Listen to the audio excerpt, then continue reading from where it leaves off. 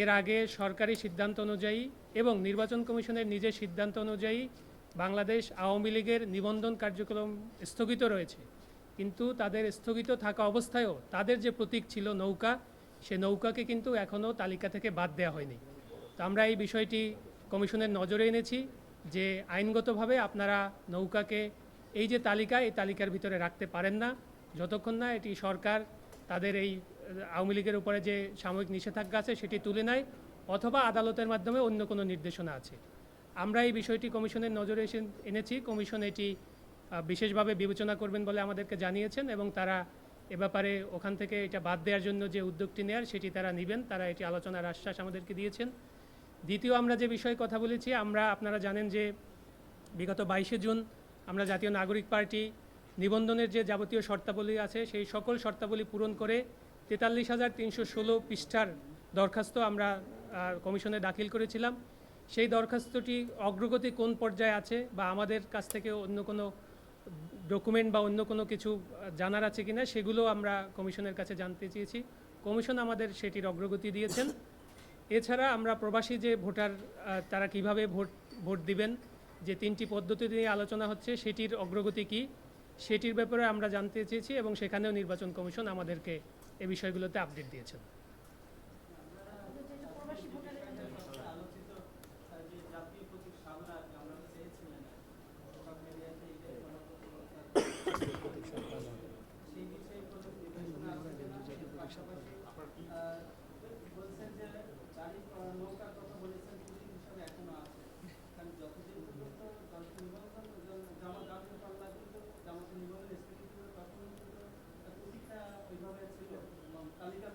আচ্ছা, আমি মনে হয় আপনার প্রশ্নটা আপনার প্রশ্নটা বুঝতে পেরেছি। জি, শুরুতেই আমি বলি যে আপনার একটি ভুল ধারণা দিয়ে প্রশ্নটি এসেছে যে জামাতে ইসলামের দাঁড়িপাল্লা কিন্তু এখনও নির্বাচন কমিশনের তালিকাভুক্ত নাই এবং সর্বশেষ যে তালিকা তারা প্রেরণ করেছেন আপনারা দেখবেন সেখানে দাঁড়িপাল্লাকে অন্তর্ভুক্ত করার জন্য তারা এটি রেখেছেন। অর্থাৎ জামাতে ইসলামের নিবন্ধন যখন বাতিল হয়ে গিয়েছিল তখন কিন্তু প্রতীকের তালিকা থেকেও দাঁড়িপাল্লাকে বাদ দেওয়া হয়েছিল। সেই জায়গা থেকে আপনি যদি আওয়ামী লীগের বিষয়টি দেখেন যে আওয়ামী লীগের নিবন্ধন বর্তমানে স্থগিত অবস্থায় আছে। কোনো স্থগিত থাকা বিষয়ের প্রতীক যেটা তাদেরকে বরাদ্দ দেওয়া হয়েছিল সেটি তালিকায় অন্তর্ভুক্ত থাকার সুযোগ নাই। এটি আমরা বলেছি যে যেহেতু আওয়ামী লীগের নির্বাচনী তাদের যে নিবন্ধন সেটি স্থগিত আছে, অতএব তাদের প্রতীকটিও স্থগিত থাকতে হবে। প্রতীকটি এই তফসিলে অন্তর্ভুক্ত রাখার কোনো সুযোগ নেই। দ্বিতীয় প্রশ্নটি হচ্ছে যে আপনি যে একটি প্রশ্ন করলেন, এটি আসলে আমাদের মাঝে কিছু লোকের মাঝে এই ভুল ধারণাটি তৈরি হয়েছে যে জাতীয় প্রতীক আসলে শাপলা। কিন্তু আপনারা যদি সংবিধানের 4-এর 3 অনুচ্ছেদ এবং 1972 সালের একটি অর্ডার আছে এবং 72 সালের এই জাতীয় প্রতীক নিয়ে একটি রুলস আছে, এগুলোর একটি কম্বাইন্ড রিডিং আপনারা দেখেন, সেখানে দেখবেন যে 4টি আলাদা স্বতন্ত্র উপাদান নিয়ে জাতীয় প্রতীকটি গঠিত। তার ভিতরে ধানের শীষ আছে, তার ভিতরে তারকা আছে, তার ভিতরে পাট পাতা আছে এবং শাপলা আছে। এই 4টি আলাদা উপাদানের মধ্যে ধানের শীষ আপনারা জানেন ইতিমধ্যে বাংলাদেশ জাতীয়তাবাদী দল বিএনপির প্রতীক, তারকা একটা দলের প্রতীক এবং পাট পাতা সোনালী আঁশ আর একটা দলের প্রতীক আছে। এছাড়াও জাতীয় ফুল হিসাবেও যদি আপনি এটাকে ট্রিট করেন, জাতীয় ফল কাঁঠাল আরও অন্য একটি নিবন্ধিত দলের প্রতীক হিসাবে রয়েছে। তো আমাদের এইখানে যে মিসকনসেপশনটি বারবার হচ্ছে যে জাতীয় প্রতীককে শাপলা হিসাবে ব্র্যান্ডিং করা হচ্ছে, কিন্তু জাতীয় প্রতীক আসলে শাপলা নয়। জাতীয় প্রতীক হচ্ছে 4টি আলাদা আলাদা উপাদানের সমন্বয়ে গঠিত একটি প্রতীক এবং সেখানকার মাপ কী হবে, সেখানকার রং কী হবে, সেখানকার ব্যাসার্ধ কী হবে, ব্যাসার্ধর রং কী হবে, এগুলো সবই 1972 সালের যে অর্ডারের শিডিউল এবং 72 সালের যে রুলস সেটার অ্যাপেন্ডিক্সের মাধ্যমে এটি সম্পূর্ণভাবে স্পষ্ট করা আছে। আমি আপনাদেরকে অনুরোধ করব যে সেগুলো আপনারা দেখবেন এই ব্যাখ্যাগুলো দেওয়ার আগে এবং সেগুলো দেখেই এই ব্যাখ্যাগুলো দিবেন। আচ্ছা, বিধিমালায় রাখিনি ব্যাপারটা আসলে এরকম না। আপনারা জানেন যে তফসিলের যে তালিকা আছে সেই তালিকাটি আসলে যে কোনো সময় সংশোধন করা যায়। এটি একটি বিধিমালা সংশোধন করতে পার্লামেন্টেরও দরকার হয় না, অর্ডিন্যান্স জারিরও দরকার হয় না। এটা সংশ্লিষ্ট প্রতিষ্ঠানই করতে পারে, কিন্তু আইন মন্ত্রণালয়ের ভেটিং করতে হয়। তো আমরা যেহেতু নৌকার ব্যাপারে আপত্তি জানিয়েছি এবং বলেছি যে নৌকাকেও এই লিস্টের ভিতরে রাখা যাবে না, তালিকার ভিতরে রাখা যাবে না। এটি করতে গেলেও কমিশনকে আসলে নতুন করে ওই তালিকায় এই সংযোজন বা বিয়োজনের একটা প্রসঙ্গ থাকবে। সেই জায়গা থেকে আমরা জাতীয় নাগরিক পার্টির পক্ষ থেকে নতুন একটা দরখাস্ত আমরা আজকে দিয়েছি যে আপনারা শাপলাকে বাদ দেওয়ার ব্যাপারে যে ব্যাখ্যাটি গণমাধ্যমে নির্বাচন কমিশন থেকে দেওয়া হয়েছিল, সেই ব্যাখ্যাটি আসলে আইনগতভাবে একটি ভুল ব্যাখ্যার উপর দাঁড়িয়ে আছে। আমরা সেই জায়গাগুলোতে নির্বাচন কমিশনকে ব্যাখ্যাগুলো জানিয়েছি এবং স্পষ্ট করেছি যে আইনগত এটার কোনো বাধা শাপলাকে নির্বাচনী প্রতীক হিসাবে রাখার ক্ষেত্রে নাই।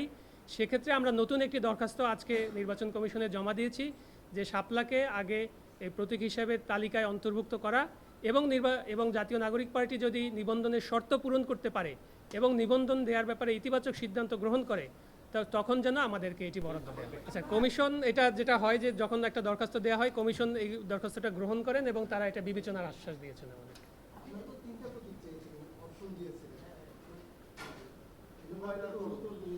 আচ্ছা, এটার ব্যাখ্যা হলো 3টা প্রতীক আসলে আমরা চাইনি। আপনারা যেটা দেখবেন যে নির্বাচন কমিশনের যে একটা প্রেসক্রাইব ফর্ম ছিল সেখানে দফা 6-এ উল্লেখ করা ছিল যে আপনারা দল হিসাবে কোন প্রতীক আপনাদের বরাবরে সংরক্ষণের জন্য আবেদন করেন।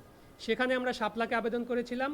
আমরা আরও অপশন হিসাবে দ্বিতীয় এবং তৃতীয় আরও 2টা অপশন দিয়েছিলাম, কিন্তু শুরু থেকেই আমাদের প্রধান এবং একমাত্র লক্ষ্যই ছিল শাপলাকে প্রতীক হিসাবে আমাদের পক্ষে সংরক্ষিত রাখা যেন হয় সেটির ব্যবস্থা করা।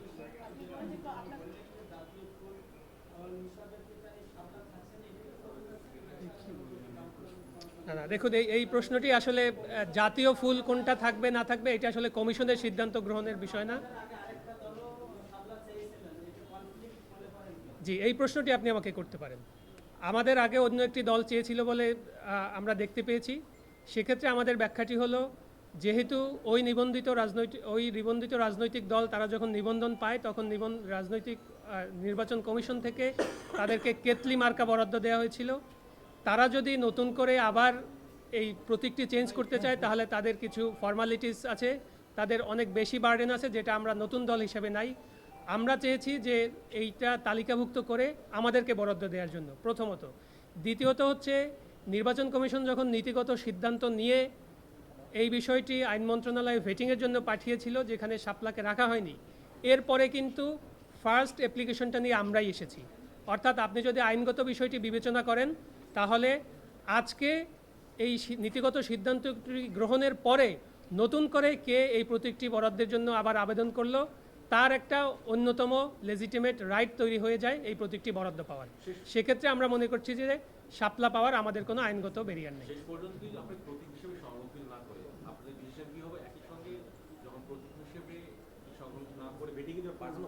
তাৎক্ষণিক প্রতিক্রিয়ায় আপনারা জানিয়েছেন নির্বাচন কমিশন নিরপেক্ষ জায়গায় নাই, আজকে এই বিষয়টি কমিশনকে জানিয়েছেন। আচ্ছা, নির্বাচন কমিশন তো একটা সাংবিধানিক প্রতিষ্ঠান, আপনারা জানেন। আমরা কখনোই কোনো প্রতিষ্ঠানকে চ্যালেঞ্জ করি না। আমরা প্রতিষ্ঠানের কাজগুলোকে সবসময় চ্যালেঞ্জের ভিতরে রাখতে চাই এবং এটা একটা গণতান্ত্রিক পরিবেশে এটা একটা জবাবদিহিতারও জায়গা যে কোনো সময় যে কোনো সাংবিধানিক প্রতিষ্ঠান বা যে কোনো বিধিবদ্ধ প্রতিষ্ঠানকে একটা জবাবদিহিতার মধ্যে রাখতে হয়। সে জায়গা থেকে এই যে আশঙ্কা, এটি কিন্তু আমরা নির্বাচন কমিশন যখন গঠন হয়েছিল 2022 সালের আইন অনুযায়ী তখনই কিন্তু আমরা আমাদের প্রতিক্রিয়া দিয়েছিলাম যে প্রক্রিয়ায় এই নির্বাচন কমিশন গঠন হয়েছে সেই প্রক্রিয়াটি আমরা সমর্থন করি না। সেই অবস্থান আমাদের এখনও বর্তমান আছে এবং আপনারা জানেন যে আমরা ঐক্যমত্য কমিশনের যে সংস্কার প্রস্তাবগুলো নিয়ে আলোচনা হচ্ছে সেখানেও নির্বাচন কমিশন সহ অন্যান্য সাংবিধানিক প্রতিষ্ঠানের নিয়োগগুলো যাতে স্বচ্ছ এবং সুন্দরভাবে হয় সেখানে কিন্তু আমাদের আলাদা প্রস্তাবনা আছে এবং সেটার জন্য আমরা কথা বলছি। না, এটি আমরা আশাবাদী যে আমরা যে আইনি ব্যাখ্যাগুলো দিয়েছি এগুলো কমিশন বিবেচনা করবেন এবং এখন যে পরিস্থিতি দাঁড়িয়েছে যে আমাদের এই আজকের দরখাস্তের পরে কমিশন এটা যদি না করে তাহলে আমাদের চেয়েও ভালো আইনি ব্যাখ্যা তাদেরকে দিয়ে জনগণকে কনভিন্স করতে হবে। Thank you so much. ধন্যবাদ। Thank you so very much. জি, থ্যাংক ইউ সো মাচ। আমাদের শাপলা ছাড়া অন্য কোনো অপশন নাই। পাটোয়ারি ভাই, আমরা একটা প্রশ্ন ছিল পাটোয়ারি ভাই আপনি যদি একটু বলে যেতেন একটা সেকেন্ড জাস্ট যে একটা সেকেন্ড না, এই মাইক্রোফোন ক্যামেরা আছে। আচ্ছা শুনেন, প্রশ্ন পছন্দ যে কথা বললেন অপশন নাই, প্লিজ একটা প্রশ্ন লাস্ট প্রশ্ন অনারেবল আপনি আপনি বলেন না ভাই আপনি মাইক্রোফোনের সামনে আসেন জাস্ট একটা প্রশ্ন প্লিজ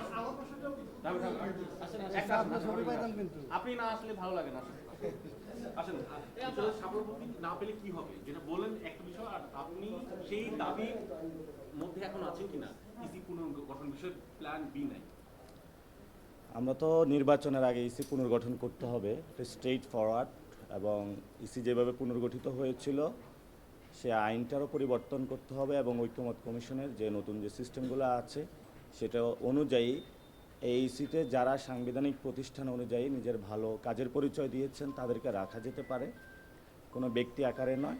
কিন্তু ইসি পুনর্গঠন করবে অনেকে তাদের ব্যক্তি জায়গা থেকে একটা দলীয় মুখপাত্র হিসাবে কাজ করছেন। 2 নম্বর জিনিস হলো আমাদের শাপলার কোনো বিকল্প অপশন নাই, কারণ লিগ্যাল ওয়েতে আমরা দেখেছি আইনগতভাবে শাপলা পেতে আমাদের কোনো বাধা নেই। যদি বাধা দেওয়া হয় সেটা আমরা রাজনৈতিকভাবে লড়াই করব। ধন্যবাদ।